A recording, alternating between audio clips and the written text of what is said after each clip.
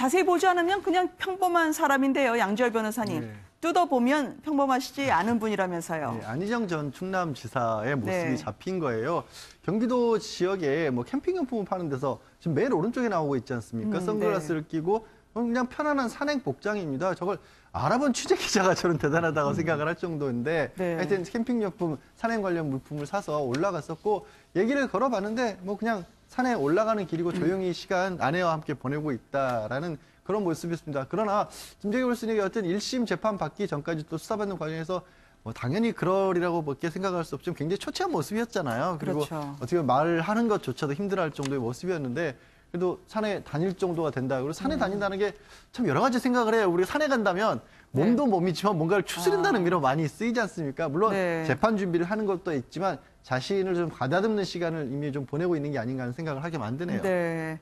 정태현 변호사님, 지금 안전지사가 도지사직 내려놓고 경기도 모처에 컨테이너로 있다가 이제는 뭐 그곳에서도 찾아보기 힘들다고 하더라고요.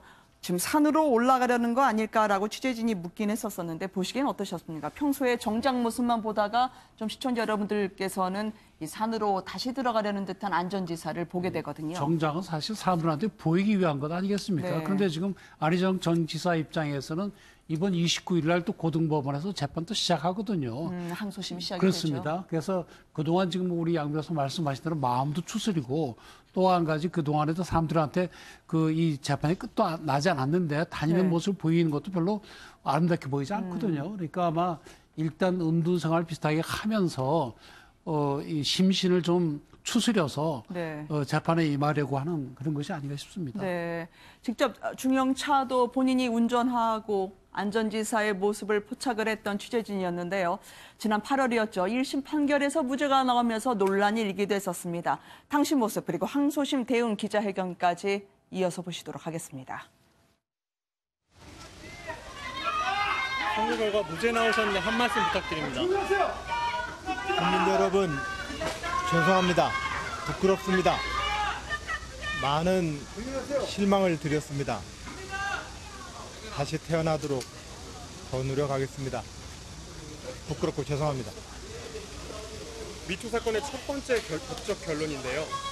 사법당국에 하고 싶은 말씀 있으시면 한 말씀 부탁드립니다. 다른 말씀 못 드리겠습니다. 부끄럽고 죄송하다는 말씀만 올립니다.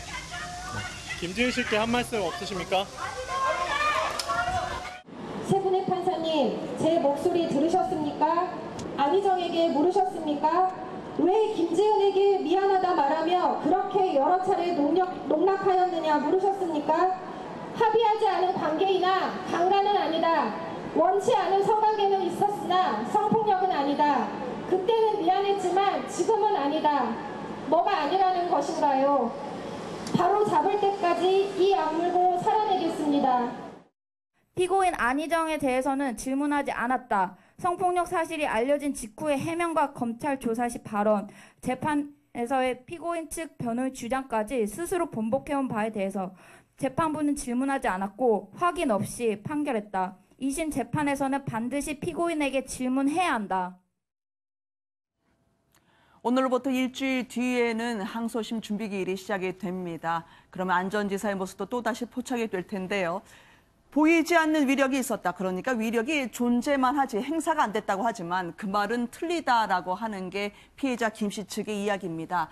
자, 김 교수님, 저 영상을 보시면서요. 오늘 사진까지 네. 어떻게 준비를 하고 있을까요? 안전지사는요. 그러니까 자연인 안희정 지사로서는 당연히 1심 무죄를 받았기 때문에 2심에서도 무죄를 받아내서 사실상 법률적으로는 죄가 없다는 것을 받고 싶겠죠. 네. 당연한 저는 모습이라고 생각을 하고 아마 그런 준비를 하는 과정에서 저렇게 산도 오르고 굉장히 이렇게 좀 자맹하는 모습을 하면서 스스로 준비를 할 거라는 것도 생각이 좀 들고요.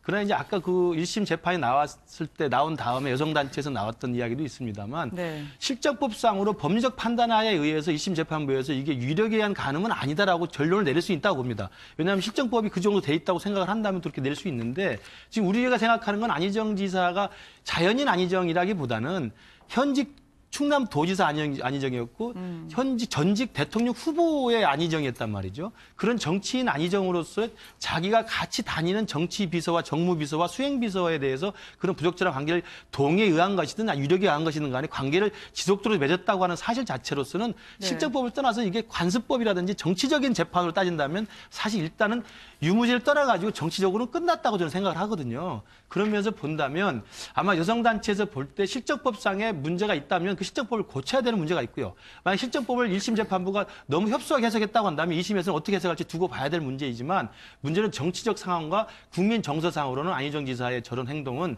사실로 판명났기 때문에 안 지사 스스로도 이야기하듯이 부끄럽고 죄송하다는 말 외에는 사실 할 게 없을 거라고 생각합니다. 근데 정치인으로서의 안희정은 아직 끝나지 않았다라고 생각은 안 하실까요?